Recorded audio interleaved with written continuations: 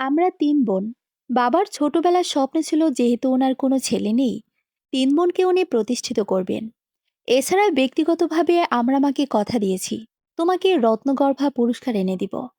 ছোটবেলা থেকে পড়ালেখার ওপর অনেক বেশি কনসার্ন ছিলাম। শৈশব কেটেছে কেরানীগঞ্জে। পড়াশোনার জন্য ছোটবেলা থেকেই প্রচণ্ড কষ্ট করেছি। বড় বোন আমি একই সঙ্গে স্কুলে যেতাম। আমাদের স্কুল ছিল সেন্ট ফ্রান্সিস ডেভিয়ার গার্লস স্কুল। মিশনারি যে একটি স্কুল ছিল লক্ষ্মীবাজারে ওটি। ছোটবেলা থেকেই স্বপ্ন জুড়েছিল বড় হয়ে দেশের সেরা ডাক্তার হব। আমি মোটামুটি ভালো ছাত্রী। ছোটবেলা থেকে ধ্যান জ্ঞান ডাক্তার হওয়ার। এজন্য পড়ালেখা ছাড়া কিছুই বুঝতাম না। আমার পৃথিবী অনেক ছোট। প্রেম, ভালোবাসা বা সম্পর্ক এগুলো কিছুই মাথায় ছিল না। পড়ালেখাতে এতই ব্যস্ত হয়ে পড়েছি, প্রেম ভালোবাসায় কোনো আগ্রহ হয়নি। যখন বড় হতে থাকি ধীরে ধীরে স্বপ্নের দিকে এগিয়ে যাচ্ছি। দেখতে দেখতে ম্যাট্রিক পরীক্ষা শেষ। খুব ভালো একটা রেজাল্ট নিয়ে পাশ করেছি। বাড়িতে সবাই অনেক খুশি। রেজাল্ট প্রকাশ হয়েছে ২০০০ সালে। আগস্ট মাসে ভালো রেজাল্ট নিয়ে ভর্তি হয়েছি বেগম বদরুন্নেসা সরকারি মহিলা কলেজে। আসলে বদরুন্নেসায় ভর্তি হওয়া আমার জীবনের টার্নিং পয়েন্ট। সরকারি কলেজে ভর্তি হওয়ার অন্যতম কারণ ক্লাস করব না, বাড়িতে পড়ালেখা করব। এতে করে রেজাল্ট ভালো হবে, নম্বর ভালো আসবে, মেডিকেলের চান্স পেতে সহজ হবে। একদিনের ঘটনা, কলেজ ছুটির পর দুপুর একটায় তামান্নার সঙ্গে রিকশায় করে বাড়ি আসছি। হঠাৎ পথের মধ্যে দুটো ছেলে রিকশা থামিয়েছে। রিকশা থামানো দেখে মেজাজ খুব খারাপ হয়ে গেল। এত বড় সাহস! আমাদের রিকশা আটকালো কে এটা? একটি ছেলে এগিয়ে এসে তামান্নার সঙ্গে কথা বলছে, আর অন্যজন একটু রাস্তায় পা দিয়ে কি যেন ঘুরছে। দেখছি তামান্না ছেলেটির সঙ্গে খুব ভালো ব্যবহার করছে। ছেলেটি তামান্নাকে বলছে, তামান্না, তোমাদের কলেজের ফিজিক্স টিচারের ফোন নাম্বার কি দেওয়া যাবে? ব্যাচে পড়ব। আমি মুখ গোমরা করে, তামান্না, বাড়ি যাবে কিনা প্যাচাল শুরু করছিস রাস্তার মধ্যে? তামান্না যখন আমার কথা শুনছে না, তখন রাগ করে অন্যদিকে তাকিয়ে আছি। আমার রাগ করা দেখে, তামান্না, তুই এমন করছিস কেন? ওরা তো একটা ভালো ব্যাপারে জানতে চেয়েছি। এগুলো ধানাই পানায় জানা আছে। মেয়েদের সঙ্গে কথা বলা ওদের মেইন মোটিভ, আর কিছু নয়। দেখা যাক না কি হয়। আস্তে আস্তে বললাম, জিজ্ঞেস কর কোন কলেজ। যদি ঢাকা কলেজ অথবা নটরডিম হয় তাহলে কথা বলবো। যদি অন্য কোনো অথবা সিটি কলেজ হয় তাহলে কথা বলবো না। সিটি কলেজের কেউ যদি গল্প পড়ে থাকেন তাহলে আগেই ক্ষমা চেয়ে নিচ্ছি। ঢাকা কলেজ, আচ্ছা, তাহলে কথা বল। আমি তখন স্বার্থটা খুঁজতাম। যদি ক্লাস নোট ভালো হয় তাহলে বন্ধুত্ব করব। ভালো ছাত্র যদি না হয় তাহলে কথা বলবো না। কারণ আমি ভালো ছাত্রদের উপর দুর্বল। বলতে পারেন এ আমার সরল স্বীকারোক্তি। আস্তে আস্তে বলল, না, ঢাকা কলেজে জীবনে কোনোদিন সেকেন্ড হয়নি। ওর ৮০০-র উপরে মার্ক, ৬-৭টি লিটার আছে। তাহলে ঠিক আছে, কথা বল।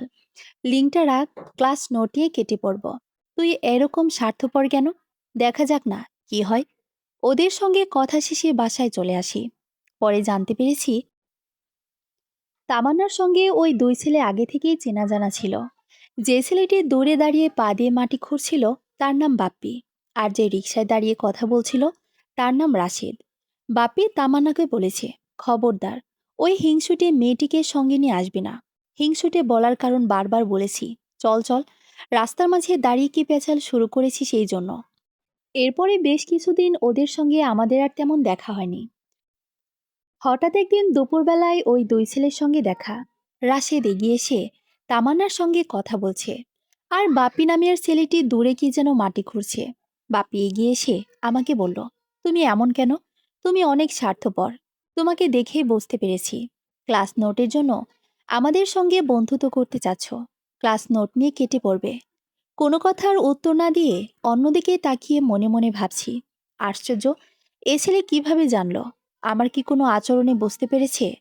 কথার উত্তর না পেয়ে ছেলেটি আর কোনো কথা বলল না। বেশ কিছুক্ষণ পর তামান্নার কথা শেষে রিকশা নিয়ে বাড়ির উদ্দেশ্যে রওনা দেয়। এ ঘটনার পরে ধীরে ধীরে বাপ্পির সঙ্গে মোটামুটি কথাবার্তা বলা শুরু হয়। নিজের খরচ চালানোর জন্য ছোট্ট একটা টিউশনি করতাম। যে বাড়িতে টিউশনি করেছি ওখানে টেলিফোন ছিল। যে সময়ের কথা বলছি তখন সবার হাতে এমন ফোন ছিল না, কিন্তু সবার বাড়িতেই টেলিফোন ছিল। তখনও বাপ্পিকে টেলিফোন নাম্বার দেইনি। তখন একটা ব্যাপার ছিল, যেহেতু ফোন ছিল না, তাই যেদিন দেখা করব তার আগের যে কোনো দিন সমস্ত প্ল্যান পরিকল্পনা করতে হতো। তাছাড়া তো দেখা করা সম্ভব হতো না। হঠাৎ একদিন বাপ্পি বলল, তোমরা 28 তারিখে এসো, ওই দিন কলেজ বন্ধ, আমরা নিজেদের মধ্যে কথা বলবো। দেখতে দেখতে 28 তারিখ চলে এসেছে। ফরচুনেটলি কি হলো, আমি একটা ব্লু কালার ড্রেস পরেছি, ও একটা ব্লু কালার টি শার্ট পরেছে। আমাকে দেখে দেখেছো তোমার সঙ্গে মনের কত মিল। তুমি একটা ব্লু পরেছো, আমিও একটা ব্লু পরেছি। কলেজ থেকে আমি, তামান্না, বাপিও শিশু পার্কে গিয়েছি ঘুরতে। শিশু পার্কে গিয়ে নিজেদের মধ্যে অনেক কথা হলো, নিজেদের স্বপ্ন, ভবিষ্যৎ, পরিবারের অনেক কথা। স্বপ্ন বলতে আসলে ভবিষ্যৎকে কে কি করতে চায়। যেমন আমি ডাক্তার হতে চাই, ও ইঞ্জিনিয়ারিং হতে চায়। কথার মাঝে তামান্না বলল, তোদের মতো বেশি পড়াশোনার ইচ্ছা নেই, ভালো একজন ব্যবসায়ী দেখে বিয়ে করে গালে ঝুলে পড়ব। তোদের মতো এত বড় স্বপ্ন আমার নেই। ওই দিনের পরে বাপ্পির সঙ্গে মাঝে মাঝে দেখা হতো, কথাবার্তা চলতো। কি হলো, মাঝে মাঝেই দেখি বাপ্পি আমার কলেজের সামনে। একদিন দেখি ও কলেজের সামনে রোদে দাঁড়িয়ে আছে। এগিয়ে গিয়ে, তুমি এখানে কি করো? কলেজ ছুটি হয়ে গেছে তো। মোড়ে নেমে গেছি, হাঁটতে হাঁটতে এসেছি এখানে। বাপের বাড়ি পুরান ঢাকায়। বদরুন্নেসা কলেজ থেকে আমার বাড়ি যাওয়ার পথে হাতের ডানে ওর বাড়ি পড়ে। বেশিরভাগ সময় দেখি সকালবেলা ক্লাস থাকে, তখনও দাঁড়িয়ে থাকে। আবার যখন দেখি ছুটি হয়েছে দুপুর 1টা 20-এর দিকে, তখনও দাঁড়িয়ে আছে। শুধু ওর সঙ্গেই দেখা হয়। ধীরে ধীরে ভালো লাগাটা শুরু হয়, কিন্তু ও বলতে পারে না। ও জানে আমাকে বললে কোনোদিনও রাজি হব না, কারণ আমার লক্ষ্য ক্যারিয়ার। পড়ালেখা ছাড়া কিছু বুঝি না। বড় হতে হবে, পরিবারের স্বপ্ন, আমার বাবার যে স্বপ্ন, তা পূরণ করতে হবে। সে স্বপ্ন পূরণ করার জন্য জান দিয়ে দেব। বাবা যা চায়, বাবার একটা পারফেক্ট মেয়ে হতে চাই। কেউ যদি প্রশ্ন করতো তুমি কি হতে চাও, উত্তরে বাবার একজন পারফেক্ট মেয়ে হতে চাই। বাবা যা চায় আমি তাই হতে চাই। এতে যত কষ্টই না হোক, বাবাকে কোনোদিন দুঃখ দিতে পারবো না। তো যাই হোক, এরকম করে পড়াশোনা চলছে। ও পড়ছে, ওরও একটা স্বপ্ন রয়েছে, ইঞ্জিনিয়ার হবে। একদিন হলো কি, হুট করে বাপ্পি বলে বসলো, তোমাদের বাড়িতে যাব। ও হয়তো ভেবেছি যে কনজারভেটিভ ফ্যামিলি, অনেক কথা শোনাবে। আমি ওকে মানা করব, না যেও না, যাবে যখন চলো। দুপুরে কলেজ শেষ হয়ে বাপ্পিকে সঙ্গে নিয়ে বাড়ি গেলাম। মা ও বোনদের সঙ্গে পরিচয় করে দিলাম। এরপর থেকে আমাদের বাসায় এসে খুব ফ্রেন্ডলি হয়ে গেল। মাঝে মাঝে যাতায়াত করে। ধীরে ধীরে আমার মা ও বোনেরা ওকে বন্ধু হিসেবে খুব পছন্দ করা শুরু করে। দেখেও হেল্প করছে, টিচারের খোঁজ এনে দিচ্ছে, একসঙ্গে পড়ছি। এভাবে আস্তে আস্তে সে আরও ফ্রেন্ডলি হতে থাকে। এত কিছুর পরও রিলেশনটা শুধুমাত্র বন্ধুত্বের মধ্যেই থাকে। তখনও সেরকম কোনো ফিলিংস তৈরি হয়নি। একদিন হঠাৎ বলে বসি, তুমি আমার বাড়িতে এসেছো, এবার আমি তোমার বাড়িতে যাব। ওর বাসায় যেতে দেবে না। ওর ফ্যামিলিটা একটু কনজারভেটিভ, যেহেতু পুরান ঢাকার পরিবার। মেয়ে অ্যালাও না, ছেলে বন্ধু থাকবে, কিন্তু মেয়ে বন্ধু মানে গার্লফ্রেন্ড, মেয়ে বন্ধু মানেই প্রেমিকা। আর তখন ওর মাত্র ক্যারিয়ার ফিল্ড আপের সময়। ও আমাকে ওর বাসায় যেতে দিতে চাইতো না। আমার বান্ধবী নিতু একটু টমবয় টাইপের। ওকে পুরো ঘটনা বলার পরে বলল, ও তোর বাসায় গেছে, ও তোকে নিতে চাচ্ছে না। ওকে আজকে ধরবো। তুই কোন এলাকায় দেখিস? পুরান ঢাকার বেগমবাজার এলাকায়, ঠিক আছে, কোনো সমস্যা নেই। ওর বাড়ি খুঁজে বের করে ওর মাকে তো দেখতেই হবে। হঠাৎ একদিন বাপির বাড়ি খুঁজতে খুঁজতে ওকে রাস্তায় পেয়েছি। ওর বাড়িতে যেতে চাইলে ও অনেক ভয় পেয়ে যায়, বলে যেও না, মা অনেক রাগ করবে। কিন্তু কোনো উপায়ন্তর খুঁজে না পেয়ে অনেক পরে রাজি হয়েছে। আমার বাড়িতে যাবে, কিন্তু বলল না যে আমি তোমাদের বাড়িতে নিয়ে এসেছি। বলবে তোমরা নিজেরাই খুঁজে বের করে এসেছো। ওকে বাজারে রেখে আমি আর নিতু ওর বাড়িতে গিয়েছি। ওর মায়ের সঙ্গে দেখা, আমাদের সঙ্গে খুবই মিষ্টিভাবে কথা বলেছে। এভাবে দেখতে দেখতে ইন্টারমিডিয়েট পরীক্ষা চলে এসেছে। 2002-এর 8ই জানুয়ারি, তখন বাজে ঠিক সন্ধ্যা 7টা 50। এখনও সময়টা মনে আছে। তখন ভরা পূর্ণিমা ছিল, চারিদিকে জ্যোৎস্নার আলো। পরনে বেগুনি রঙের জামা ছিল। বাপিকে নিয়ে খালাবাড়ি থেকে রিকশায় করে বাসায় আছি। যেহেতু আমার বাসায় নিয়মিত যাতায়াত করে, এতে করে আমাদের বাসার সবার সঙ্গে মিশে গিয়েছে। বাড়ির সবাই এবং আত্মীয় স্বজনকে খুব পছন্দ করত। ছোটবেলা থেকেই আমি প্রকৃতি খুব ভালোবাসি। চাঁদের দিকে তাকিয়ে বলছি, দেখো, আজকে কি সুন্দর চাঁদ উঠেছে, একদম ভরা পূর্ণিমা। কি সুন্দর লাগছে। হঠাৎ করে কেউ আমাকে বলছে, তোমাকে আজকে অনেক সুন্দর লাগছে। তোমাকে একটা প্রশ্ন করি, ঠিক জবাব দিবা? মিথ্যা বলবা না। বলো, তুমি কি আমাকে পছন্দ করো? বাপ্পির মুখে এমন কথা শুনে বিপদে পড়ে গেছি। মানে কি বলবো এই প্রশ্নের উত্তরে? ওকে পছন্দ করি, কিন্তু এখন যদি বলি, তাহলে আমার পড়ালেখা, ভবিষ্যৎ, ক্যারিয়ার সমস্ত কিছু রিস্কে পড়ে যাবে। বাপির মুখে শুনেছি ও কালো মেয়ে পছন্দ করে না, ওর ফর্সা টকটকে দেখতে মেয়েকে বিয়ে করবে। আর হ্যাঁ, বাপি অনেক মডার্ন আর রুচিবান একজন মানুষ।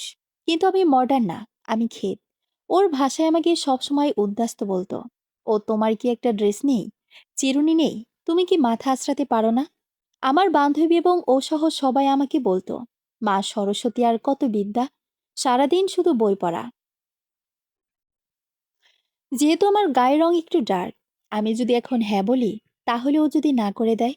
আসলে বন্ধুত্ব থেকে ভালোবাসায় যাওয়া যায়, কিন্তু ভালোবাসা থেকে বন্ধুত্বে যাওয়া যায় না। অনেক ভেবেচিন্তে বলেছি, হ্যাঁ, তোমাকে বন্ধু হিসেবে খুব পছন্দ করি। বন্ধু হিসেবে নয়, তুমি বন্ধুত্বের চেয়ে বেশি কিছু ভাবো কিনা সেটা জানতে চেয়েছি। এই কথা শোনার পরে আসলে খুব বিপদে পড়ে গেছি।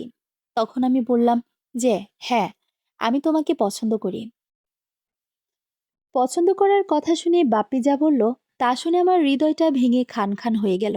ইভা, দেখো, আমার মনটা না বিক্ষিপ্ত। একজনকে না বেশি দিন ভালো লাগে না। এখন যদি তোমাকে ভালোবেসে ফেলি, কিছুদিন পর আর ভালো লাগবে না। কিন্তু আমি জানি তুমি অত্যন্ত ভালো একটা মেয়ে। আমি তোমাকে কষ্ট দিতে পারবো না। ওর এই ব্যাপারটা আমার কাছে খুব ভালো লাগলো, কারণ ও স্পষ্টবাদী। ওর কোনো ভানন জানে না। ও বন্ধুত্বের ভালোবাসার সুযোগ নিয়ে অনেক কিছু আদায় করে নিতে পারত, কিন্তু ও আমাকে প্রচুর খাটিয়েছে। আমি খুব ভালো বায়োলজির ছবি আঁকতে পারতাম, ওর সমস্ত ছবি আমি করে দিতাম। আমি তখন চিন্তা করলাম, পড়াশোনার বাইরে যেতে পারি না। ও তো আমার থেকে সমস্ত কিছুই নিতে পারত, কিন্তু ও তেমন করেনি। ও শুধু বলেছিল, তোমার সঙ্গে ভালোবাসার সম্পর্কটা না রাখলেও বন্ধুত্বের সম্পর্কটা রেখো। কিন্তু আমি ওকে কিছুতেই বোঝাতে পারছি না। বন্ধুত্ব থেকে ভালোবাসায় ওঠা যায়, কিন্তু ভালোবাসা থেকে বন্ধুত্বে নেমে আসা যায় না। এই প্রথম একটা মানুষকে ভালোবাসলাম, আর সে আমাকে না করে দিল। আমি বাসায় এসে প্রচণ্ড কেঁদেছি। আচ্ছা, আমি নূর, ডাকনাম বাপ্পি। একটু ফ্ল্যাশব্যাকে যাই। পুরান ঢাকার একটা স্কুল, হামিদ বোন একাডেমিতে আমি পড়েছি। ছোটবেলা থেকেই আমি কনজারভেটিভ ফ্যামিলিতে বড় হয়েছি। ক্লাস 8 পর্যন্ত আম্মুর সঙ্গে ক্লাসে যেতাম, মানে আম্মু আমাকে নিয়ে যেতেন। স্কুলটি বেশ কম্বাইন্ড স্কুল ছিল। আম্মু নিয়ে যেতেন একাই, মাত্র কারণে যেন কোনো মেয়ের সঙ্গে কথা বলতে না পারি। যতক্ষণ ক্লাস হতো আম্মু বাইরে বসে থাকতেন। ক্লাস ছিল দুপুর 12টা থেকে বিকেল 4টা পর্যন্ত। তিনি প্রায় 6 ঘন্টায় ওখানে অবস্থান করতেন। 4-5 ঘন্টা তো অনায়াসেই চলে যেত। ক্লাস 8-এ পড়ে যখন 9-এ উঠলাম, তখন থেকে আম্মু আর যেতেন না। তখন থেকে আমি একটু স্বাধীনতায় পেয়েছি, কিন্তু ততদিনে সেরকম কোনো মেয়ের সঙ্গে আমার বন্ধুত্ব হয়নি। একসঙ্গে যখন ক্লাস 5-8-এ স্কলারশিপের কোচিং করতাম, অনেক মেয়ের সঙ্গে আমার পরিচয় হয়, কথা হয়। পরবর্তীতে তাদের সঙ্গে সেরকম ঘনিষ্ঠতা হয়ে ওঠেনি। যখন ক্লাস 5-এ স্কলারশিপের কোচিং করছিলাম, ক্লাস 5 থেকে দুজন বান্ধবীর সঙ্গে খুব ভালো রিলেশন তৈরি হয়। ক্লাস 8-এ এসে ওরা আমাকে প্রপোজ করে বসে। তো আমি আম্মুর ভয়ে মানা করে দেই। আসলে আমি তো সব পছন্দ করি না, আম্মুও পছন্দ করেন না। তো দুই বান্ধবী মজা করে বলেছিল, রিলেশন তো তোমার আম্মুর সাথে করব না, তোমার সঙ্গে করব। এখানে আম্মুর কথা কোথা থেকে আসলো? বলতে গেলে সে সময় আসলে একটু বোকাশোখাই ছিলাম, কিন্তু পড়াশোনার প্রতি অধিক কনসেন্ট্রেশন থাকার জন্য ওইসব ক্ষেত্রে হয়তোবা ইন্টারেস্ট ফিল করিনি। ক্লাস 9 থেকে যখন দেখলাম আমার ম্যাক্সিমাম বন্ধুই কোনো না কোনো বান্ধবীর সঙ্গে ঘনিষ্ঠতা হয়েছে, কারোর সঙ্গে ফ্রেন্ডশিপ, দেখা গেছে যে আমার ওরকম কোনো বান্ধবী নেই। স্কুল পাশ করার পরে যখন আমি ঢাকা কলেজে ভর্তি হলাম, আমার ফ্যামিলিতে পুরান ঢাকার অনেকেই হয়তো বা এটা জানেন অথবা জানেন না, কিছু কিছু লোকালিটি আছে যেখানে এখনো বাংলা ভাষায় কথা বলে না, উর্দুতে কথা বলে। তো আমি সেই লোকালিটি থেকেই এসেছি। বাসাতে সবাই উর্দু কথাই বলতো। ঠিক এই কারণে আমার তখন মনে হতো আমি একটু ডিফারেন্ট। সবাই বাংলা বলছে, কিন্তু আমি বাসায় ঊর্ধ্ব বলছি। পুরান ঢাকা চকে বলেন, বেগম বাজার, নাজিরা বাজার, পুরো পাকিস্তান মাঠের ওই সাইডে যে এরিয়াগুলো ছিল, সেখানে ম্যাক্সিমাম মানুষ উর্দু কথাই বলে। এবং আমি আমার আম্মুকে দেখেছি আব্বুকে বাংলা ভাষা শেখাতে। আব্বু বাংলা ভাষা বলতেন না, বিয়ের পরে উর্দু বলতেন। আম্মুর খুবই সমস্যা হতো আব্বুর সঙ্গে কথা বলতে। কমিউনিকেশন একটা গ্যাপ ছিল। আব্বু বলেছে, হা মুঝে ভাত চাহিয়ে, ভাত দে দো। আম্মু কিছু বুঝতে পারতো না, শুধু বুঝতো ভাত চাচ্ছে, ভাত খাবে। আশেপাশে কি বলল সেটা বুঝতে পারে না, শুধু ভাত শব্দটাই ধরতো। আপু যখন বলতো ডাল মে কুছ কালা হে, মুঝে ইয়ে সাব নেহি চাহিয়ে, আম্মু বুঝতেন না, বলতেন ডালে কিছু হয়েছে, ডাল চাচ্ছ কি তুমি? প্রায় আব্বুর কাছে এগুলো শুনতাম, খুব ভালো লাগতো। সেই সময় আমি খুব রাফ অ্যান্ড টাফ চলতাম, চুল কাটতাম না, বছরে একদিনও হতে ছেলে না যেতাম না। আব্বু বকা দিয়ে বলতেন, বাল ইতনা লম্বা হো গয়া, তুম বাল তো কাট দো, কেউ নেহি কাহো, তুম সেলুন মে যাও। হ্যাঁ আব্বু, যারা এহে, এভি নেহি, কাল যাতে হে। মেয়েদের মতো ঝুটি করে চলতাম সব সময়। পিয়াসিং করা ছিল দুই কানে, দুই হাতে ব্রেসলেট ছিল ৫-৭টি। আমি এখন চিন্তা করি কেন অমন হয়ে চলতাম। খুব নম্রভদ্র হয়ে চলতে পারতাম। ইভেন ঢাকা কলেজে যখন পড়তাম তখনও খুব রাফ অ্যান্ড টাফ চলতাম। আমার রোল নম্বর ছিল ৩১১। কখনো ৩১১ বলিনি, বলতাম মাই রোল ইজ ৩11। কলেজে অনেকেই জানতো, এমনকি টিচাররাও জানতো। টিচারদের সঙ্গে খুব রাফ বিহেভ করতাম। কলেজে কখনোই খাতা কলম নিয়ে যেতাম না, কারো কাছে কলম, একটা পেজ নিয়ে লিখতাম। ফার্স্ট ইয়ার ফাইনাল পরীক্ষায় কলম নিয়ে যায়নি। সবাই অঙ্ক করছে, আমি বসে আছি। স্যারের নাম হচ্ছে মহিউদ্দিন।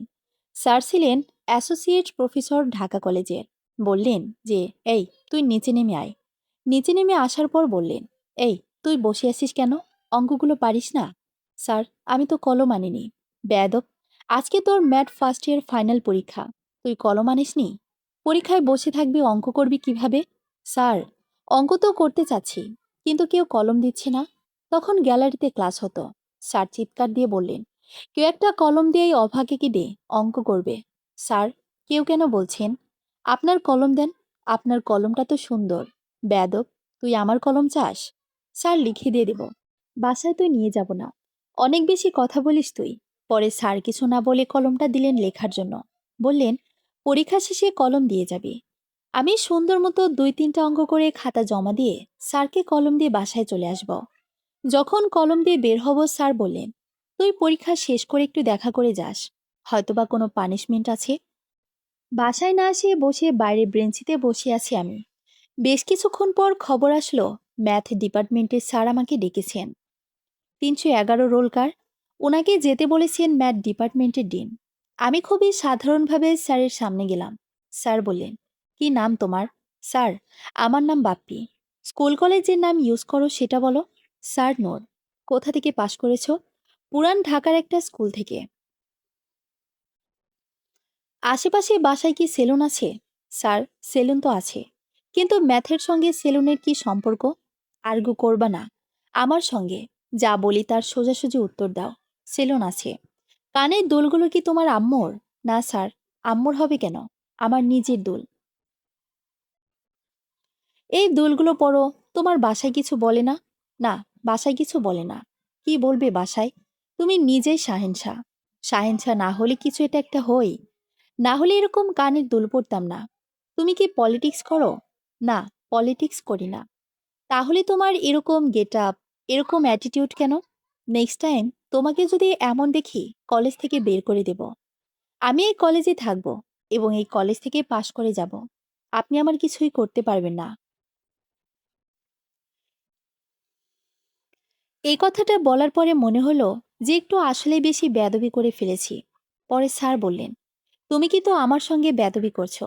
নেক্সট টাইম যদি এরকম কোনো কথা বলো, তাহলে আসলেই তোমাকে কলেজ থেকে বের করে দেব। পরের দিন অবশ্য ডিন স্যারের কাছে গিয়ে সরি বলি।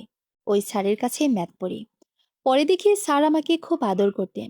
কলেজে ওঠার পর প্রত্যেকটাই সাবজেক্টে অন্য আলাদা আলাদা টিচারের কাছে পড়তাম, এবং সেখানে অলমোস্ট প্রত্যেকটা স্যারের বাসাতেই ৪-৫টা বান্ধবী জুটে গিয়েছিল।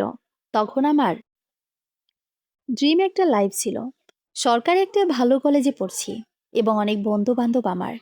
ইভা একটা ব্যাপার বলতে মিস করে গেছে।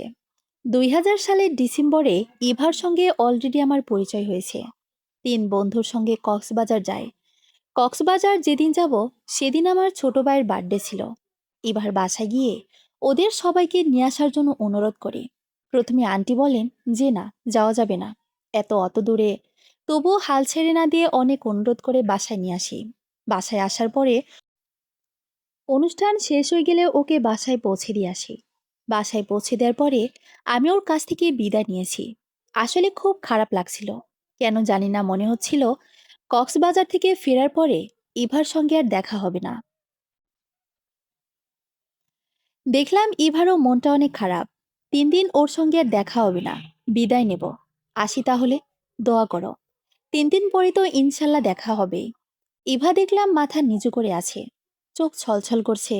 মাথায় হাত রেখে বললাম যে তুমি টেনশন করো না, তোমার বাপ্পি তোমারই থাকবে। সত্যি জানে না এ কথা কে বলল। আমি কি বলেছি?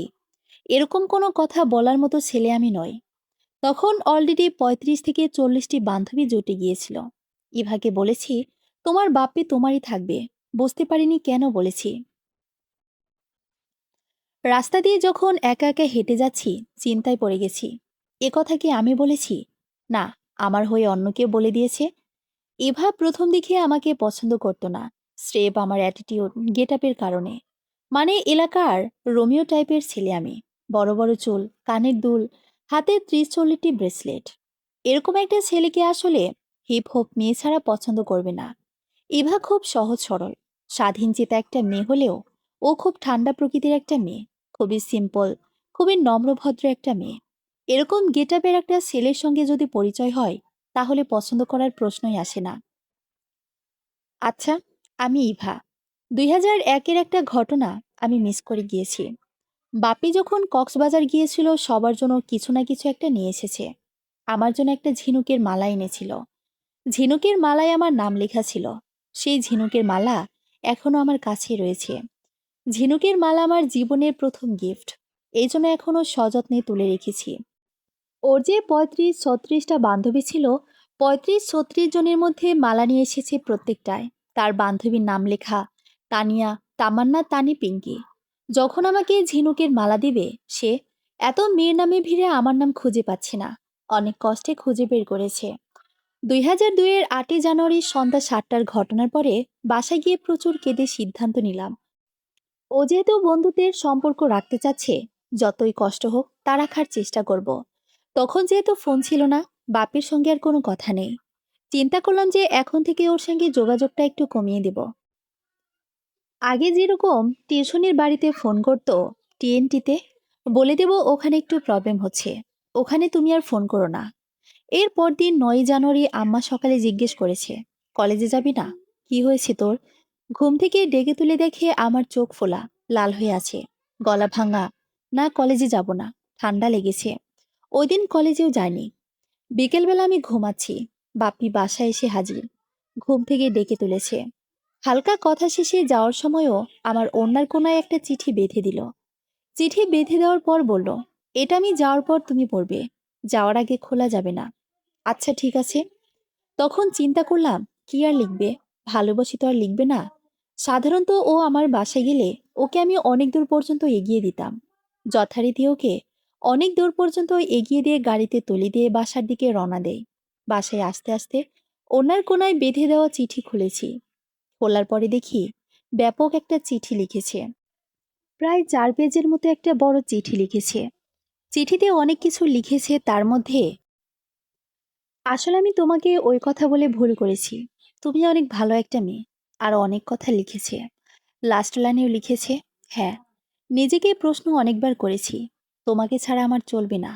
আমি তোমাকে ভালোবাসি, কিন্তু কখনো মুখ ফুটে বলিনি ভালোবাসি। 9 জানুয়ারি সেই চিঠিতে ও আমাকে লাল কালিতে লিখেছে যে আমি তোমাকে ভালোবাসি। এরপরে চিঠির উত্তরে লিখি, আসলে মনে হয় আমি তোমার যোগ্য না। তুমি নিজের সঙ্গে যুদ্ধ করো না, যে আমি তোমার বন্ধু আছি। এই ভেবে তুমি যদি চাও যে না, চালিয়ে যেতে, এটি আসলে আমাকে অনেক বড় করুণা করা হবে। আমি এটি চাচ্ছি না।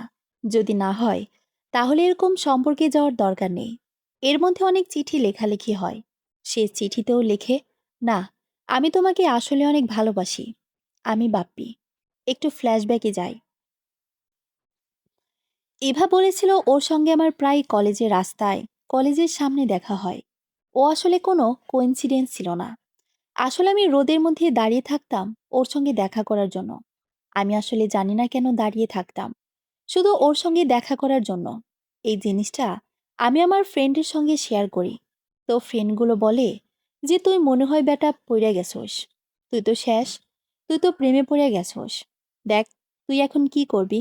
পরে চিন্তা করলাম, ওখানে ৩৪-৩৫ জন বসে আছে, এখানে আমি রোদের মধ্যে দাঁড়িয়ে আছি, মানে আমার এলাকার মধ্যে রোদের মধ্যে দাঁড়িয়ে আছি।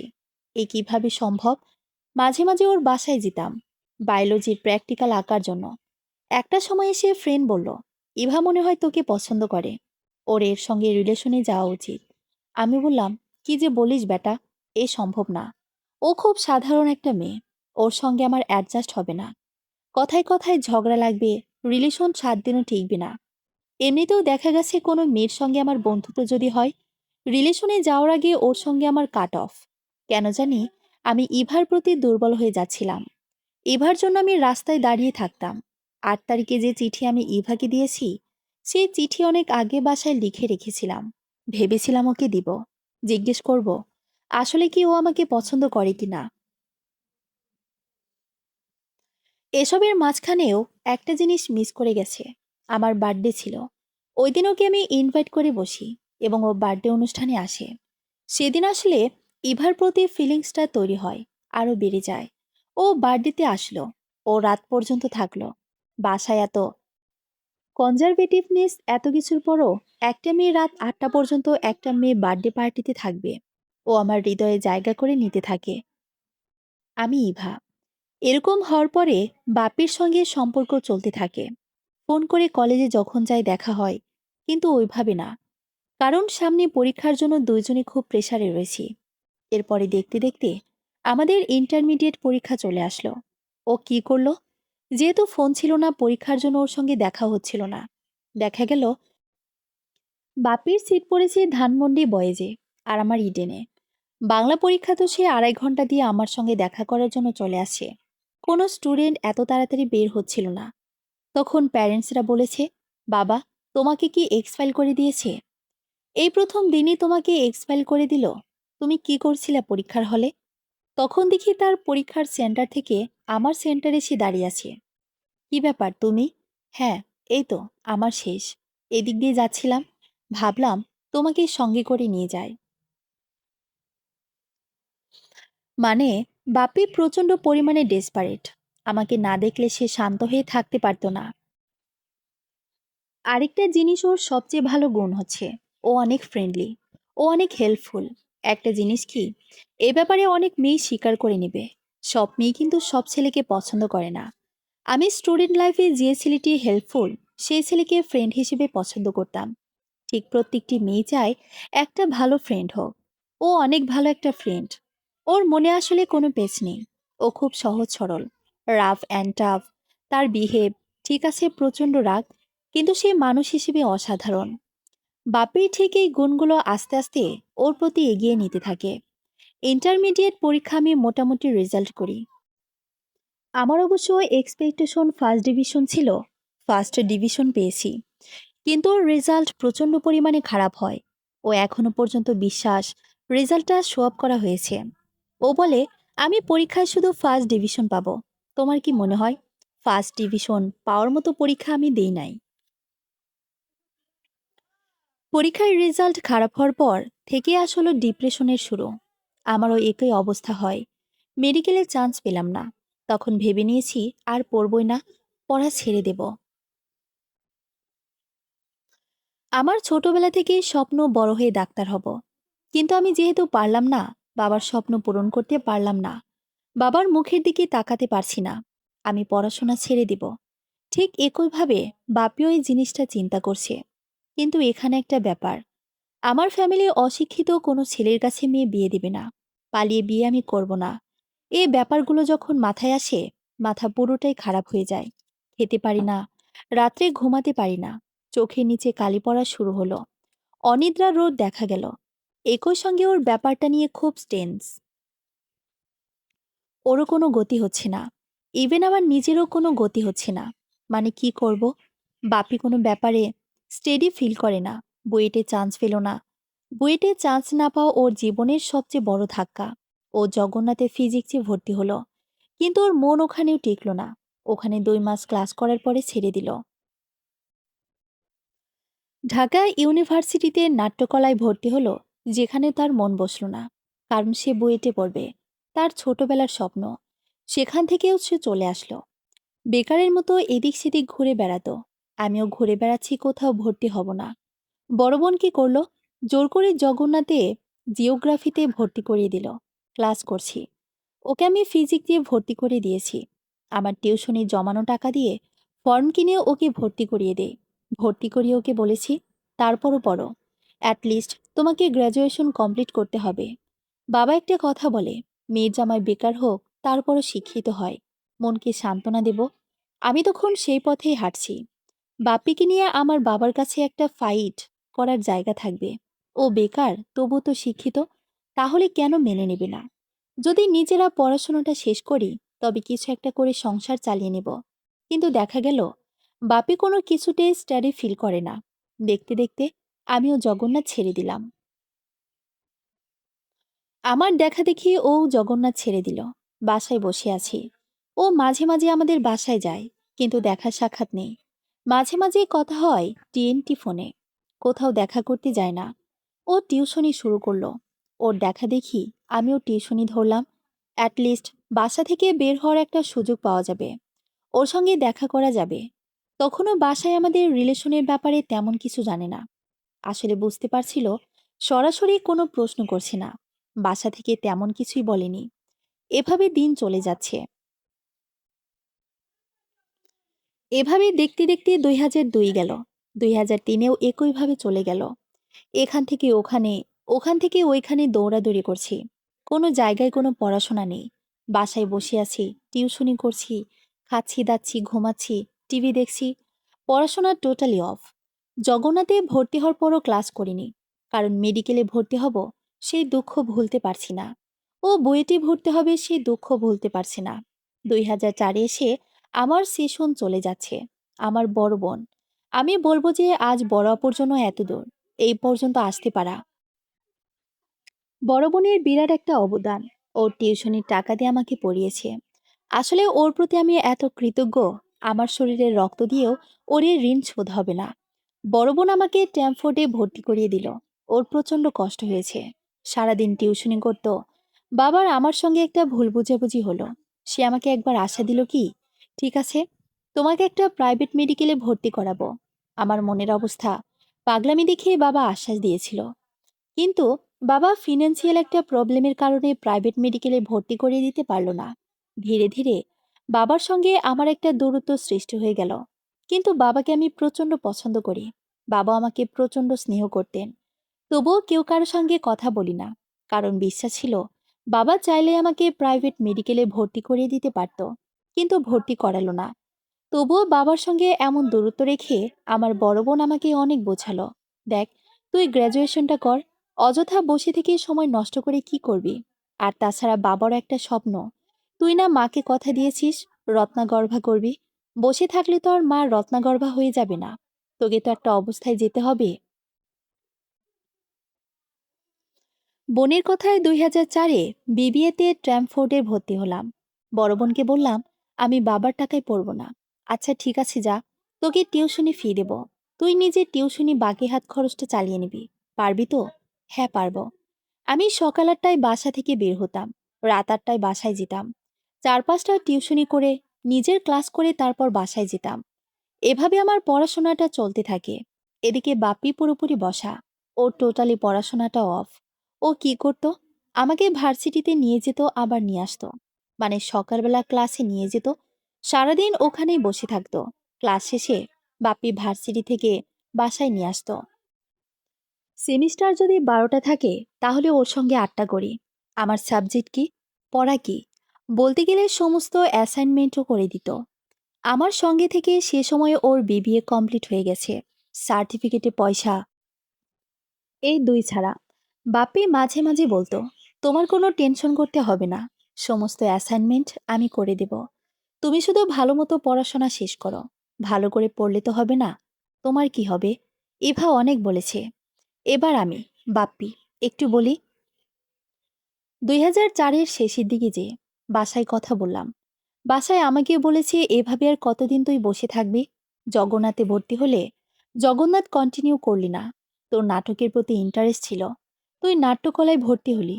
আসলে নাট্যকলার ডিপার্টমেন্টটা ছেড়ে দিতে হয়েছে ফ্যামিলির কারণে। ওনারা চাচ্ছিলেন না যে নাট্যকলায় পড়ে আসলে কি করব। কারণ হচ্ছে পুরান ঢাকার ফ্যামিলি মনে করত যে ডাক্তার, ইঞ্জিনিয়ার ছাড়া আর কি করার আছে। সে সময় নাট্যকলায় ভর্তি হওয়া খুব সহজ ছিল। 2000 সাল থেকে 2002 পর্যন্ত সিট ছিল মোটে 25টা। আগে আসলে আগে পাবেন ভিত্তিতে সে সময় এই সুযোগ ছিল। ডি ইউনিটি পরীক্ষা দিয়ে খুব অনায়াসেই চান্স পায়। এখানে একটা জিনিস বলি, যেদিন আমার ডি ইউনিটি পরীক্ষা ছিল 24শে জানুয়ারি, তার 2 দিন আগে 22শে জানুয়ারি আমার স্কুলে একটা বান্ধবী, আমি বলবো যে ওই মেয়েটি একটা ছেলেকেই পছন্দ করত, সেটা আমি ছিলাম। ও মারা যায়। খুব ভালো বন্ধু ছিলাম আমরা। কম্পিটিশনের জন্য হয়তোবা স্কুলে একজন আরেকজনকে দেখতে পারতাম না, কে ফার্স্ট হবে, কে সেকেন্ড হবে। 2002-এ 22শে জানুয়ারি ও মারা যায়। ওর ব্রেনে পক্স ওঠে। ও মারা যাওয়ার পর আমি খুব শকড ছিলাম। ওকে যখন মাটি দিয়ে বাসায় আসি, মুখ থেকে কেন যেন কথা কেড়ে নিয়ে গেছে। 23 তারিখে সকালবেলা ঘুম থেকে উঠি, আব্বু এসে বলতেছেন, তোমার বড় ফুপি মারা গেছেন। মনের অবস্থা কেমন আর হয়তোবা বলতে হবে না। 24 তারিখে কি পরীক্ষা দেব, সেন্স কাজ করছিল না। পরীক্ষায় বসে দেখতে পাচ্ছি যে এমসিকিউ প্রশ্নের উত্তরে এ হবে, দাগাচ্ছি ডি বা বি। কিন্তু আমি এভাগে ঠিকই বলে দিচ্ছি এটা না উত্তরে, কিন্তু আমি নিজে দাগাচ্ছি ডি, সি। কোনো সেন্সই কাজ করছিল না। কারণ ওই বান্ধবীটা মারা যাওয়াতে আমি খুবই শকড হই। ও মারা যাওয়ার কিছুদিন আগে ও জোর করে আমাকে আইবি এর ফর্ম ওর টাকা দিয়ে কিনে আমাকে বিবি এর জন্য পরীক্ষা দেওয়ায়। আমরা একসাথেই পরীক্ষা দিই। ও মাকে বলেছে আমি যদি আইবিএতে পড়ি তাহলে আমি বাপের সঙ্গে ফর্ম কিনে একসঙ্গে পরীক্ষা দেব। জগন্নাথের ফর্ম পেয়ে টাকাটা ইভা দেয়।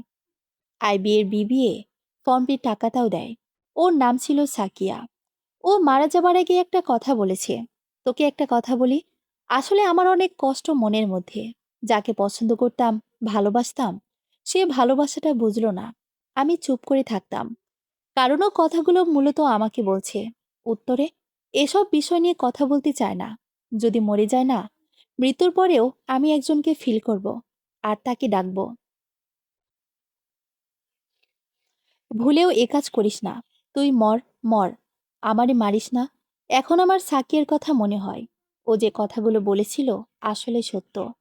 দেখা গেছে ও শেষ দিন পর্যন্ত আমাকে খুব ফিল করত। এমনকি আমার যখন অ্যাফেয়ার হয় ইভার সঙ্গে, তখন ইভাকে জিজ্ঞেস করেছিল। আমি একটু বলি, ইভা, সাকি আমার ক্লাসমেট ছিল। বদরুন্নেসায় আমরা একই সেকশনে একই ব্রেঞ্চে বসে ক্লাস করেছি। তো একদিন হঠাৎ ও আমাকে প্রশ্ন করে বসে, এই বাপি কি তোর বয়ফ্রেন্ড? এখনো বাপি আমার ফ্রেন্ড, না, বয়ফ্রেন্ড না। ও খুব ভালো একটা ছেলে। যদি কখনো রিলেশনে যাস তাহলে ওকে কখনো ছাড়িস না। ও আমাকে মৃত্যুর কিছুদিন আগে এ কথা বলে যায়। আর বাপ্পির সঙ্গে সাকিয়ার ছোটবেলা থেকে খুব ভালো একটা সম্পর্ক, যেহেতু ওরা একসঙ্গে ছোটবেলা থেকে পড়েছে। 2004 সালে যে সেশনে ভর্তি হলাম, 25তম ব্যাচ। বাপ্পি 2006 সালে স্ট্যামফোর্ডে ইলেকট্রিক্যালে ভর্তি হলো। ওর পড়াশোনা খুব ভালো মতোই চলছে। আমিও খুব খুশি। শেষ পর্যন্ত একটা গতি হলো। কিন্তু শুধুমাত্র 2 সেমিস্টার যাওয়ার পরে ওদের ফিনান্সিয়াল কন্ডিশন খুব খারাপ পরিস্থিতি চলে যায়। একটা ব্যাপার পুরো গল্পে বলা হয়নি। ওর বাসায় আমাদের রিলেশনটা কোনোদিন মেনে নেয়নি, কখনোই না। বাপ্পির ফ্যামিলি মনে করতো ওর পড়াশোনা না হওয়ার পেছনে আমার একটা বিরাট অবদান রয়েছে। আমার পাল্লায় পড়ে ওর সব গোল্লায় গেল। কিন্তু এই জিনিসটা কখনো বোঝাতে পারিনি যে আমি ওকে কোনোদিন পড়াশোনার বাইরে যেতে বলিনি। সারাক্ষণই বলেছি, তুমি পড়াশোনা করছো না, কি করবা? মনে রেখো, পড়াশোনা না করলে কিন্তু আমার বাবাও তোমার কাছে কোনোদিন বিয়ে দিবে না। আর মাথায় রেখো, আমি কিন্তু পালিয়ে বিয়ে করব না। তখন বাপ্পি বলতো, তোমার বাবার সঙ্গে আমি বসবো। রবীন্দ্রনাথ কি স্কুলে গেছে? ইউনিভার্সিটিতে গিয়েছে? নিউটন কি গেছে? আইনস্টাইন কি গেছে? তাহলে তোমার বাবা কেন বিয়ে দেবে না? তোমার বাবার সঙ্গে বসবো, দেখব কিভাবে তোমার বাবা বিয়ে না দেয়। আমি আসলে খুবই বাস্তববাদী একজন মানুষ। আমার মধ্যে ভালোবাসা সহ প্রায় সবই আছে। কিন্তু আমি না কল্পনায় বা আবেগে ভাসি না। কিন্তু বাপ্পি কল্পনায় আর আবেগে ভাসে। ওর সঙ্গে আমার সবচেয়ে বড় পার্থক্য এখানেই। ২০০৬ যাওয়ার পর ২০০৭ সালের কাছাকাছি এসে বাপ্পির পড়ালেখাটা পুরোপুরি বন্ধ হয়ে গেল। বন্ধ হয়ে গেল বলতে ২০০৬-এ ওর বাসাতে টাকা ম্যানেজ করতে পারল না। ও প্রায় বাসায় বসে রইল। দেখতে দেখতে ওর সেশনও যাওয়ার পথে। কি করব আসলে ভেবে পাচ্ছি না। আমি নিজের পড়ালেখার খরচ নিজেই চালাই। বাপ্পি তখন বাসায় কথা বলল। বাসা থেকে বলল ইলেকট্রিক্যাল ছেড়ে দিয়ে অন্য কোথাও দেখতে। ২০০৭ সালের অক্টোবরের দিকে বাপ্পি ইলেকট্রিক্যাল ছেড়ে দিয়ে বিবিএতে টেস্ট ইউনিভার্সিটিতে ভর্তি হলো। ওখানে ২টা সেমিস্টার করার পরে ওর বাসায় আবার ফিনান্সিয়াল প্রবলেম দেখা দিল। একটা পার্টিকুলার কারণ ছিল। কিন্তু ওর বাসায় তখনও ও আর আমার রিলেশনটা মানছে না। বলে দিয়েছে কখনো মানবে না। বাপির সঙ্গে ওর ফ্যামিলি মেম্বার ঝগড়া করছে বারবার। আমার জমানো কিছু টাকা ছিল। ২টি সেমিস্টার পর থার্ড সেমিস্টার, ওর রেজিস্ট্রেশন। হঠাৎ একদিন এসে বলছে ও রেজিস্ট্রেশন করবে না। আমার জমানো টাকা ওর হাতে দিয়ে বলেছি, তুমি রেজিস্ট্রেশন করবে। আমার জমানো টাকা শেষ হতে হতে আরও কিছু টাকা ম্যানেজ করে ফেলবো। ওই টাকা দিয়ে তুমি আবার পড়বে। আমার শরীরে এক ফোঁটা রক্ত থাকাকালীন তোমার পড়াশোনা বন্ধ হতে দেব না। তুমি পড়বে। এটি তোমার প্রতি আমার কমিটমেন্ট। দেখতে চাই আসলে জীবন আমাদের সঙ্গে কতটা খেলতে পারে। আমিও চ্যালেঞ্জ করলাম। ওর বাসায় যখনই আমার ব্যাপারে কথা ওঠে তখনই আমাদের মেনে নিবে না। বাপ্পির ফ্যামিলি আমার প্রতি একটা চ্যালেঞ্জ ছুড়ে দিল। ছেলে তো কেড়ে নিয়েছে, এখন প্রতিষ্ঠিত করে দেখাক। সে চ্যালেঞ্জটি অ্যাকসেপ্ট নিলাম। ঠিক আছে, দেখাই যাক না। ১-৯-২৫। আমি বাপ্পিকে কথা দিলাম, সবকিছু ঠিক রেখে একদিন তোমাকে জয় করে ছাড়ব। এ আমার প্রতিজ্ঞা। প্রচণ্ড পরিমাণে কষ্ট হচ্ছে। নিজের পড়াশোনার সঙ্গে ওর পড়াশোনা। সকাল ৮টা থেকে টিউশনি, না করে সকাল ৭টা থেকে শুরু করে রাত ১০টা পর্যন্ত টিউশনি করতাম। মাঝখানে ইউনিভার্সিটির ক্লাস করতাম। সারা রাত জেগে পড়তাম। প্রায় রাত্রি ৩-৪টা পর্যন্ত। কয়েকটা স্কলারশিপের জন্য চেষ্টা করেছিলাম। এই ভেবে যদি আমার টাকাটা কমাতে পারি, তাহলে ওর টাকাটা ওকে দিতে পারতাম। আল্লাহ রহমতে অনেক কয়টা স্কলারশিপ পায়। যে টাকাটা বাপ্পিকে দিতে পেরেছিলাম, তখন এত কষ্ট মনে হতে কি পারবো না। এসব চলার মাঝে বাপ্পি ওর ফ্যামিলির সঙ্গে পুরোপুরি ছাড়া এরা। ওর কোনো কথাবার্তা কিছুই নেই। এমন একটা পরিস্থিতি এমন হয়ে গেছে যে বাপ্পিকে বলতো, তুই বাসা থেকে বের হয়ে যা। ওই মেয়ে যখন তোর সব। আসলে বোঝাতে পারছিলাম না। আরে, ও তো শুধুমাত্র আমার একা না। বাপি তো আপনাদের সন্তান। সন্তানের জায়গাতে সন্তান তো থাকবেই। আমি তো ওকে কেড়ে নিতে পারি না।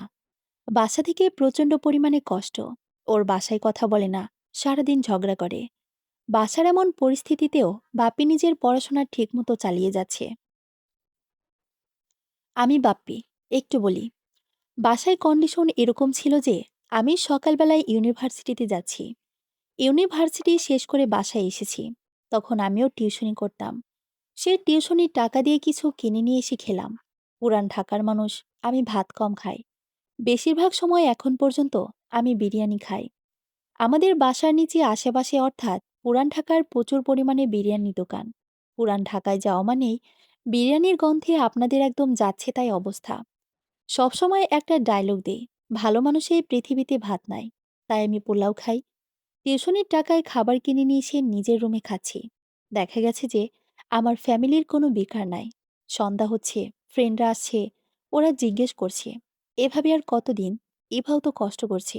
একটা কিছু দেখ, তোর ফ্যামিলি মেম্বার আছে, তোর খালারা আছে, তোর চাচাতো খালাতো বোনেরা আছে। ওদের সঙ্গে কথা বল। আমি বললাম যে না, ওরা অলরেডি আম্মির কথায় কনভিন্স হয়ে গেছে। আমি মনে হয় ইভার জন্য এরকম করছি। ইভা বলছি, আমার নিজের পড়াশোনার টাকা উপার্জন করতে হচ্ছে, সঙ্গে ওরটাও করতে হচ্ছে। আমি না আর পারছিলাম না। মানে সকাল ৭টা থেকে রাত ১০টা পর্যন্ত টিউশনির মাঝখানে ভার্সিটির ক্লাস। সবচেয়ে বড় কথা, একটা সময় ছিল যখন সারাটা দিন এক বোতল পানি খেয়েই থাকতাম। অর্থাৎ 50 টাকাও কোথাও খরচ করতাম না। আরেকটা ব্যাপার, আমার ইউনিভার্সিটিতে মূলত প্রাইভেট ইউনিভার্সিটি। প্রাইভেট ইউনিভার্সিটির ছেলেমেয়েরা যেরকম হয় কি হইহুল্লা ওরা খাচ্ছে, এখানে যাচ্ছে, পিৎজা হাটে যাচ্ছে, বোমার্সে যাচ্ছে। আমি ওদের সঙ্গে মিশতাম না, কারণ আমি তো ওদের সঙ্গ দিতে পারবো না। ওদের থেকে যদি 3 দিন খাই, আমাকে একদিন খাওয়াতে হবে, সে সামর্থ্য ছিল না। এরকম হতো 6 মাসে একটা জামা বানাতে পারতাম না। আমি তখন বোরকা পরা শুরু করলাম। এত বিলাসিতা করা আমার চলবে না। সমাজে আমার অবস্থান তৈরি করতে হবে।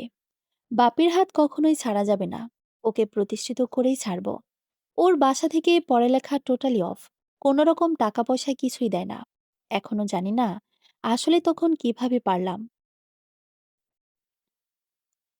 আমার নিজের পড়ার খরচ, ওর পড়ার খরচ। একটা জিনিস সবাই স্বীকার করবে, সেম অ্যাজে একই সময়ে নিজের পায়ে দাঁড়িয়ে বিয়ে করাটা কতটা কঠিন।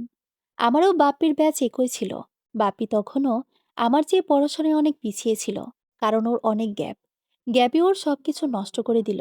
অনেক ভেবে বাপ্পিকে বললাম, তুমি টিউশনি ছেড়ে দাও, টিউশনি করতে হবে না। আমি টিউশনি করব, দরকার হলে আরও 2-3টি টিউশনি বাড়িয়ে দেব, তুমি কোর্স বেশি নাও। দেখা গেল বাপি 7-8টা করে কোর্স নিল। কারণ কি, সময় মতো পড়াশোনা শেষ করতে হবে। পড়াশোনা শেষে বিয়ে করতে হবে। শেষের দিকে আর পারছিলাম না। তখন মনে হতো শরীরটা কাটলে রক্ত নয়, শুধু পানি বের হবে। সারাদিন না খেয়ে থাকতে থাকতে অসুস্থ হয়ে যেতাম। বাপ্পির 2টা সেমিস্টারে আমার টাকা দিতে প্রচণ্ড কষ্ট হচ্ছিল। চিন্তা করছি কি করব। অনেক আগের কথা। তখন টিউশনির টাকা জমিয়ে কিছু গয়না কিনেছিলাম। সেটা বিক্রি করে দিলাম। আমি যেদিন গয়নাগুলো বিক্রি করতে যাই, বাপি আমাকে বারবার একটা কথা বলছিল, তোমার এত প্রিয় অলংকারগুলো তুমি বিক্রি করে দিচ্ছ। ওর মাথায় হাত রেখে শুধু একটি কথা বলেছিলাম, তুমি আমার সারা জীবনের সবচেয়ে বড় অলংকার। এই সমাজে আমি যদি তোমাকে প্রতিষ্ঠিত করতে পারি, আমার চেয়ে বড় আর কোনো অলংকারের দরকার নেই। তুমি দুঃখ করো না। এখন ওর হাতে যখনই টাকা পয়সা আসে কি করবে? ও আমাকেই তো কিনে দিবে। এখনই ডায়মন্ড সল্ট করো, কি নিবা তুমি?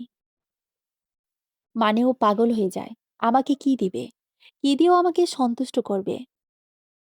কিন্তু আমাকে ওকে বোঝাতে পারি না যে আমি ওর ভালোবাসায় সন্তুষ্ট। আমার যতগুলো গয়না ছিল সবগুলো বিক্রি করে দিছি। 2টা সেমিস্টার ওকে আমি কিভাবে পার করব? গয়না বিক্রির সমস্ত টাকা দিয়েও কিছু টাকা শর্ট পড়ল। প্রচুর ধার দেনা করতে হলো। 2006 থেকে 2009-এর দিকে ওর পড়াটা শেষ হয়। ওর 4 বছরের কোর্স আমি ওকে 3 বছরে শেষ করিয়েছি। তুমি বেশি করে কোর্স নাও, তা না হলে তোর নাগাল পাওয়া যাবে না। 2008-এ আমার পড়ালেখা শেষ হলো, কিন্তু আমি রিপোর্ট জমা দিচ্ছিলাম না। রিপোর্ট জমা দেওয়ার পর 2009 সালের মে মাসে রেজাল্ট পেয়ে গেলাম। আল্লাহ রহমতে 2009-এর ডিসেম্বরে মার্কেটাইল ব্যাংকে জয়েন করি। যখন ব্যাংকে চাকরি পেলাম, আমি কি খুশি হব! বাপি অনেক বেশি খুশি। তখন ওর শেষের দিকে পড়াশোনা। আল্লাহ রহমতে আর তেমন কোনো কষ্ট হয়নি। বাপ্পির বাসায় আমার জব পাওয়ার পরও কোনো মতেই মেনে নিচ্ছে না। বাপ্পির পড়াটা 2011 সালের দিকে শেষ হয়। ও যখন সার্টিফিকেট হাতে পায়, আমি ওর সার্টিফিকেট হাতে নিয়ে ঝরঝর করে কান্না করেছি। সার্টিফিকেট হাতে পেয়ে মনে হচ্ছিল আমি পুরো দুনিয়াটা হাতে পেয়েছি। এতদিনের কষ্টের পরে আমার ফ্যামিলিতে দাঁড়ানোর মতো একটা জায়গা পাবো। ওকে নিয়ে ফাইট করার মতো একটা অস্ত্র পেয়েছি। মনে হচ্ছিল কি, এই অর্জনটা একান্তই আমার। তখন কি হলো, ওকে বললাম, তোমার এখন এমবিএটা কমপ্লিট করতে হবে, তাছাড়া বাসায় বলা যাবে না। তখন বাপ্পি বলল, বিবিএর কন্ডিশনটা দিলে এখন আবার এমবিএতে ভর্তি করিয়ে দিবা? এই কেমন কথা? আগে বিয়েটা শেষ করি, তারপর ভর্তি হওয়া যাবে। কিছুদিন গেল ওর বাসায় আমাকে কোনোভাবে মেনে নিচ্ছে না। আমার প্রতি নাদের আরও রাগ উঠে গেল। যে চ্যালেঞ্জটা দিলাম সেটাও এই মেয়ে জিতে গেল। কেন মেনে নিচ্ছে না?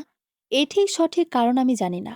তবে একটা ব্যাপার হতে পারে, ওর না, ওর ফ্যামিলিতে খুব আদরের।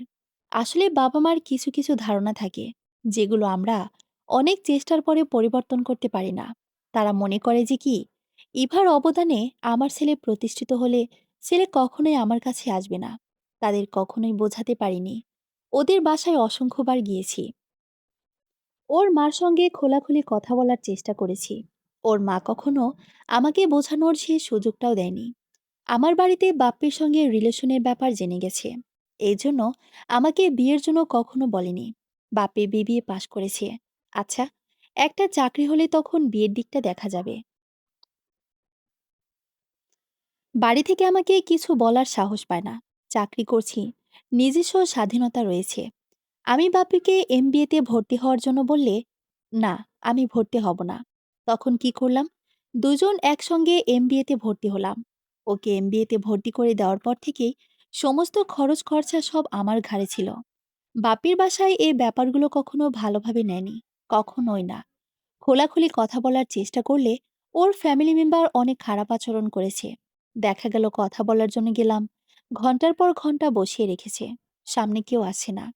বাপি অনেক ভেবে বুদ্ধি দিল, দেখো, সব ফ্যামিলির মানুষ তো একরকম হয় না।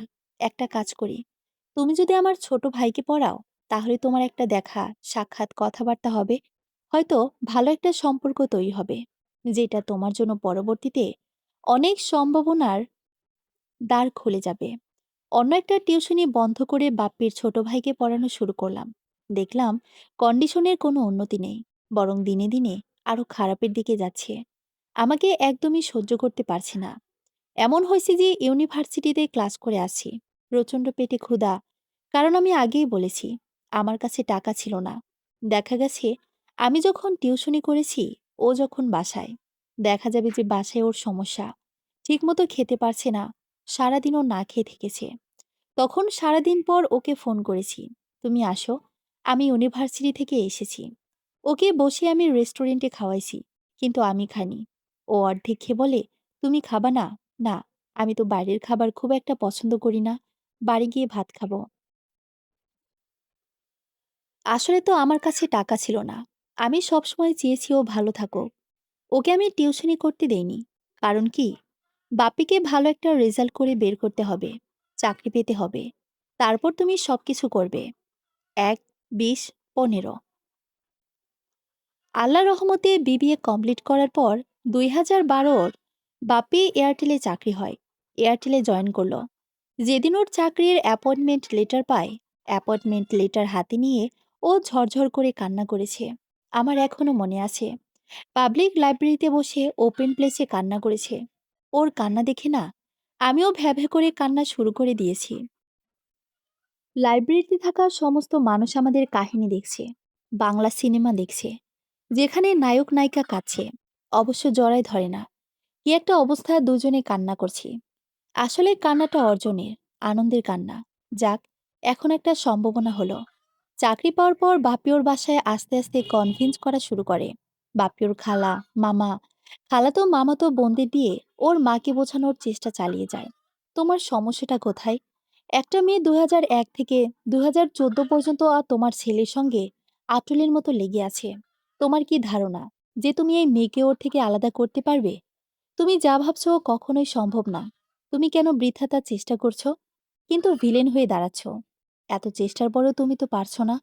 তাছাড়া ইভাকে দেখে এরকম তো মনে হয় যে ও তোমার ছেলেকে ছেড়ে কখনো চলে যাবে। যে মেয়ে তোমার ছেলের জন্য এত কষ্ট করেছে, নিজের কষ্টকে কখনো কষ্ট মনে করছে না, নিজে খেয়ে না খেয়ে তোমার ছেলেকে প্রতিষ্ঠিত করে এই পর্যন্ত নিয়ে এসেছে, তুমি তার প্রতি নির্দয়ের মতো এমন অবিচার কিভাবে করছো? যখন এগুলো কথা দিনে দিনে হতে থাকলো, তখন বাপ্পির আম্মি ধীরে ধীরে বুঝতে পারল। আস্তে আস্তে তার টেম্পার কমতে থাকে। হ্যাঁ, ঠিকই তো, আমার শ্বশুর অত্যন্ত ভালো একজন মানুষ। উনি কখনো হাসি ছাড়া কথা বলেন না। বাপ্পি মাঝে মাঝে বলে, আব্বু, তুমি কাস্টমার কেয়ারে চাকরি করলে খুব ভালো করতে। এত সুন্দর তার প্রেজেন্টেশন, সবসময় হাসি মুখ দিয়ে কথা বলবে। ২০০১ থেকে প্রায় ১৪ পর্যন্ত এভাবেই চলে আসছে। ১২-১৩ বছরের একটা জার্নি। অবশেষে ২০১৪ সালের মার্চ মাসে আমাদের দুই ফ্যামিলি একসঙ্গে বসে আমাদের বিয়ের ব্যাপারে কথা বলতে। ১৭ই মার্চ আমাদের এঙ্গেজমেন্ট ছিল। বাপি ওর খালুকে টোকাচ্ছে। আমার বাবা বলেছে, ঠিক আছে, ২০১৪ যাক, ২০১৫-তে বিয়ে হবে। ওর খালুকে সামনে টকাচ্ছে, আপনি বলেন এবছরে বিয়ে হবে। তো বাপ্পির খালু না, ওর ইশারা বুঝতে পারছে না। তখন বাপ্পি নিজে উঠে বলে, না না, এই বছরই বিয়ে হবে, ২ মাস পরে বিয়ে হবে। আমি ওর মুখের দিকে তাকিয়ে আছি, যার কখনো সাহস ছিল না আমার বাবার সামনে কথা বলার। সে বলছে না এবছরই বিয়ে হবে, আর ২ মাস পরে বিয়ে হবে। আমি কোনো কথা শুনতে চাই না। আমার বাবাও হতভম্ব হয়ে গেছেন। বাপির মুখের দিকে তাকিয়ে দাঁড়িয়ে আছে। অবশেষে বাবা বলেছেন, আমার ২টা মেয়ে বিয়ে দিয়েছি, একদম যৌতুকবিহীন। একটা পয়সাও দিব না। যদি চান তাহলে সব দেব, কিন্তু না চাইলে কিছু দেব না। আমাদের বিয়েটা খুব সঠিক, খুব আনন্দের মধ্যে দিয়ে হয়েছে। ইভা, অনেক বকেছ আমাকে, বলতে দাও। অনেক আগে থেকে আমার ইচ্ছা ছিল, আমার বিয়ের সময় মেয়েকে আমি নিজেই হলুদ দিতে যাব। যেদিন ওর হলুদ হচ্ছে, আমি আমার একটা ফ্রেন্ড ও খালাতো ভাই ওদেরকে বললাম, ইভাকে হলুদ দিতে তোরাও সাথে যাবি। তোদের সাথে আমি যাব। বলবো যে আমার হচ্ছে ছেলের ফ্রেন্ড। তো আমরা সবাই বাসাতে বলি নাই কোথায় যাচ্ছি, বলেছি যে আমরা আসছি। ইভার বাড়ির এলাকায় যখন যাই তখনও কেউ বোঝে নাই কারা এসেছে। যখন এবার বাড়িতে ঢুকতে যাব, সে সময় ভেবেছিলাম যে ওর ফ্যামিলির কেউ দেখে ফেলেছে। ইভা একজনকে দিয়ে খবর পাঠালো যেন আমি না যাই, গেলে হয়তো বা পরিস্থিতি খারাপ হতে পারে। আমি এবার নানুর বাড়িতে বসেছিলাম। কাজিন ও ফ্রেন্ডরা এবার বাড়িতে গেল। ওদেরকে বারে বারে ফোন দিচ্ছি, আমি কখন আসব, আমি কখন আসব। অনেক পরে ওরা বলল, তোর আর এখানে আসার দরকার নাই। এখন আসলে হয়তোবা সবাই চিনে যাবে। তোকে যেহেতু সবাই চিনে, তুই ওখানেই থাক। ওখানেই বসে থেকে চিন্তা করছিলাম যে ইভার সঙ্গে আমার দেখা হবে না, তাহলে আমার আশাই তো বৃথা। তারপরেও একটা ঘটনা ঘটল, সেটা ইভা বলুক। পড়তে ভালো লাগবে। আমাকে আমার একটি ভাতিজি লিজা, ও আমাকে বলেছে, ইভানটি বাপি মামা তো এসেছে, ও আপনাকে হলুদ না দিয়ে কোনো মতেই যাবে না। ওর নানু বাড়িতে অপেক্ষা করছে। কি বলবো, তুই গিয়ে বল আমি আসছি।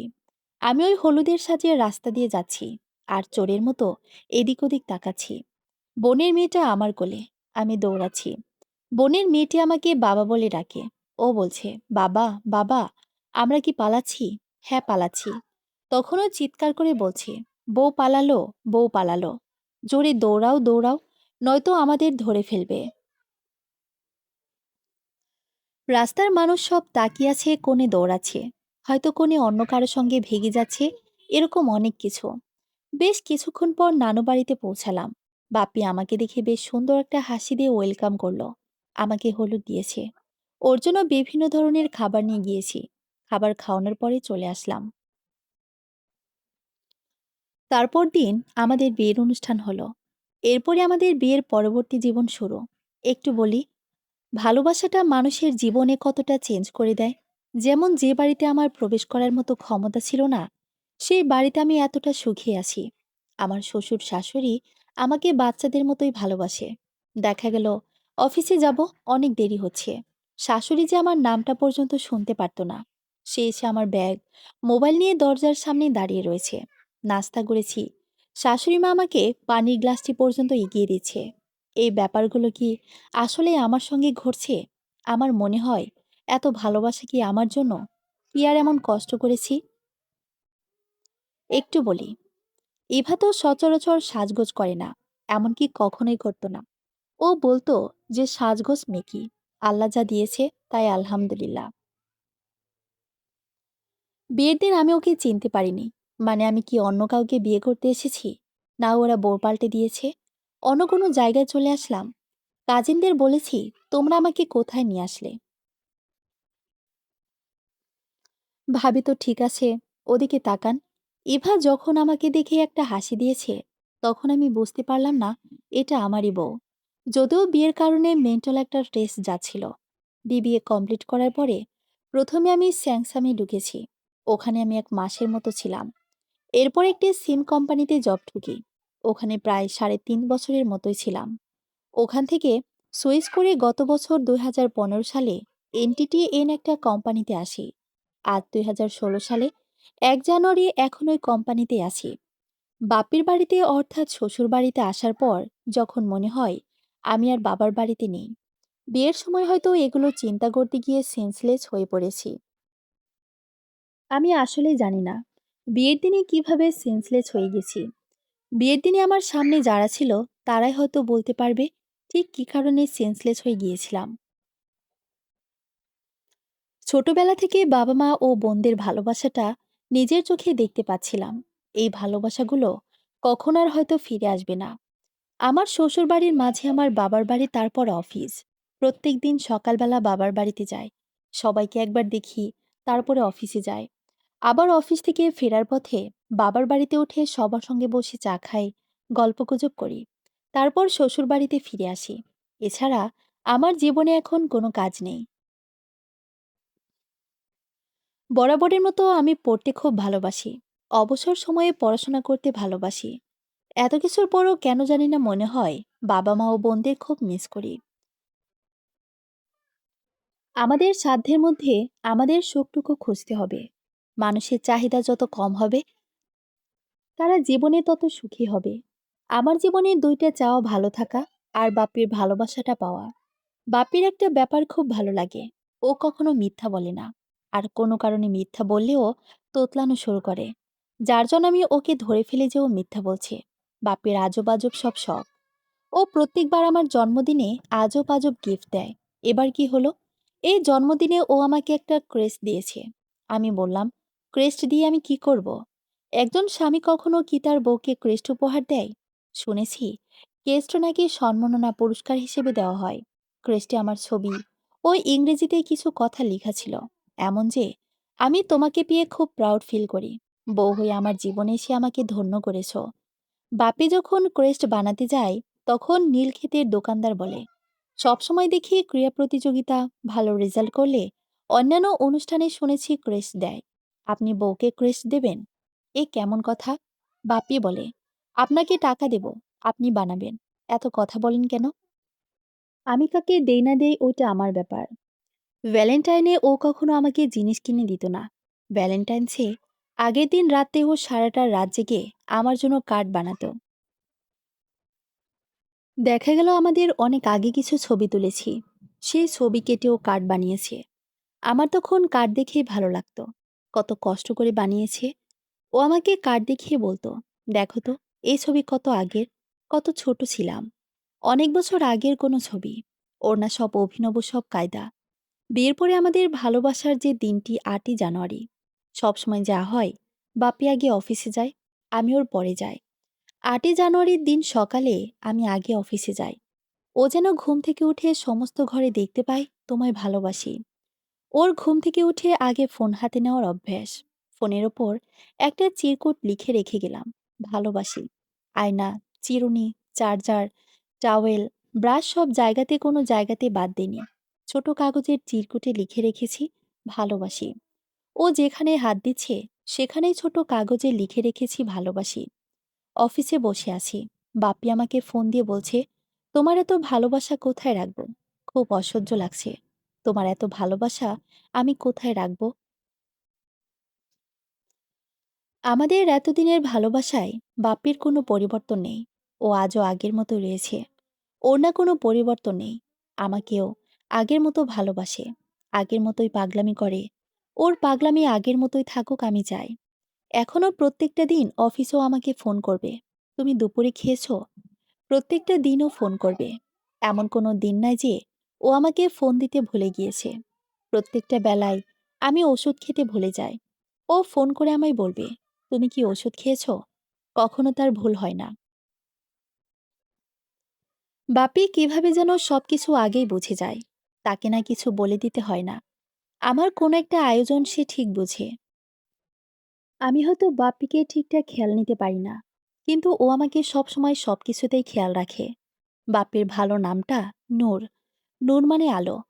নক্ষত্রের যেমন তার নিজস্ব আলো রয়েছে, ঠিক তেমনই ও আসলে এই আলোতে আমার জীবনটা আলোকিত করেছে।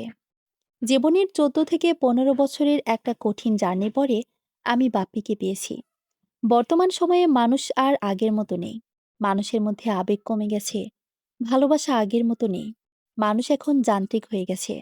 আবেগ ভালোবাসা আগের মতো কাজ করে না। আমি একটা জিনিস বলতে চাই, জীবনে সুখী হওয়ার জন্য সবচেয়ে বড় জিনিস হচ্ছে সব ব্যাপারগুলো পজিটিভ নেওয়া, সঙ্গে কম্প্রোমাইজ করা। অনেকেই হয়তো গল্প পড়ছেন, কোনো জিনিস যখন আমরা নেগেটিভ নেই, তখনই কিন্তু আমাদের মধ্যে ভুল বোঝাবুঝি শুরু হয়। আগের মতো আমি আর নেই। চুলগুলো ছোট হয়ে গেছে। আমার কানের পিয়ার্সিং ছিদ্রতা বন্ধ হয়ে গিয়েছে। বয়সটা বেড়েছে। আগের থেকে নিজের রাগ কমে গেছে। একটা কথা বলতে চাই। আমাদের প্রতিনিয়ত পুরনো সুন্দর স্মৃতিগুলো পরস্পরের সঙ্গে আলোচনা করা দরকার। এতে করে মিল মহাব্বত বাড়ে। পৃথিবীতে সবার ভালোবাসা যদি সত্যিকারের ভালোবাসা হতো, তাহলে ভালোবাসাকে ঘিরে কখনোই ইতিহাস সৃষ্টি হতো না। মিথ্যা ভালোবাসা কখনোই ইতিহাস সৃষ্টি করতে পারে না। হাজারো মিথ্যে ভালোবাসার মধ্যে কিছু সত্যিকারের ভালোবাসা ইতিহাস সৃষ্টি করে। ইভা আমার জীবনে এসে ঠিক সেভাবেই ইতিহাস সৃষ্টি করেছে। সমাপ্ত।